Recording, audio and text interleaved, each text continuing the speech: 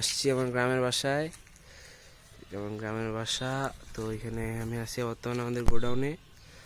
এটা হচ্ছে আমাদের সুপারি বাগান। তো সুপারি বাগানে বেশ কিছুদিন ধরে বৃষ্টি হচ্ছে না, তো গাছগুলা কেমন শুকায় গেছে। তো আমি আজকে পানি দেবো স্প্রিংকলারের মাধ্যমে। তো স্প্রিংকলারটা প্রথমে আমাকে সেট করতে। তো এই তো স্প্রিংকলার সামনে আমরা চলে আসছি। এটাই স্প্রিংকলার মাথা। তো এখানে এটা আমরা ওখানে সেট করব বাগানের মাঝখানে।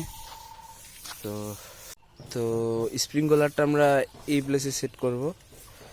তো এখানে এটা এইভাবে বসিট আমি আগে এনে রাখছি, এই বাঁশের মাঝখানে এইভাবে রাখে, এই যে এইভাবে এখানে ইমপ্লেন্ট করবো এটা।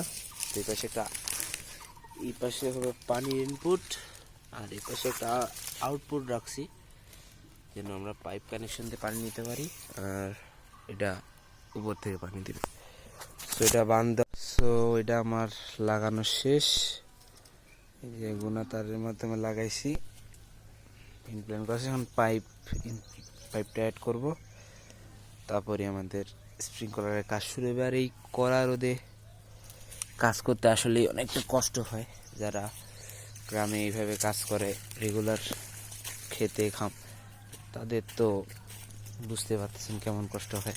তো আমি একদিন কাম করে এরকম যদি কষ্ট হয় আমার, তাহলে তারা তো রেগুলার, তাদের কি হবে।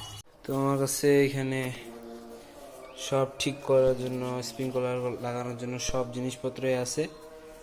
তো প্যারা নেই, এখন ওটা লাগাবো।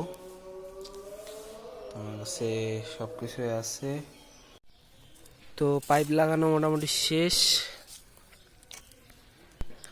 এখানে পাইপ টাইপ সব ক্লিয়ার। তো আমাকে এই নটটা বন্ধ করে দিতে হবে।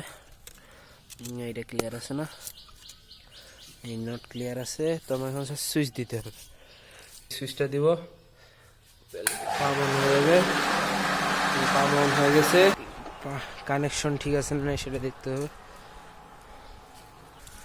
সাউন্ড শোনা যাচ্ছে কিনা আমি জানি না, তবে ঝিঝি পোকা যেমনি এটাকে মন সাউন্ড হচ্ছে।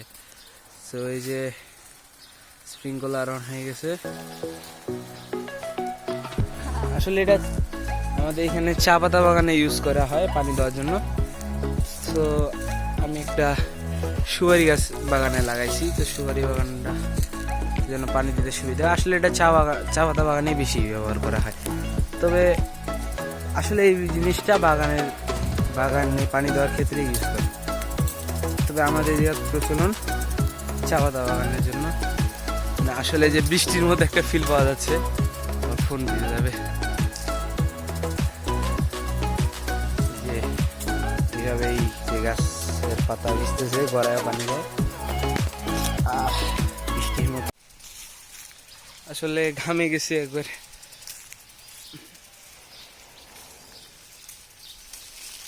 রোদ অনেক।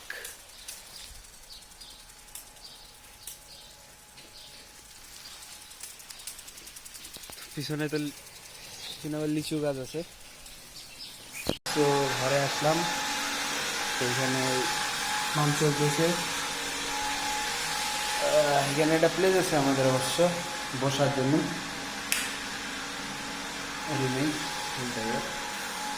বাসায় আসলে, গ্রামের বাসায় আসলে এখানে থাকা হয়, বা এলাকায় আর ভালো লাগে না। সব গ্রামের পরিবেশটাও ঠান্ডা, বাতাসও ক্লিয়ার। এখানকার মানে ঘ্রাণ নিলে আলাদা একটা ফিল পাওয়া যায়। তো আজকে এখানেই।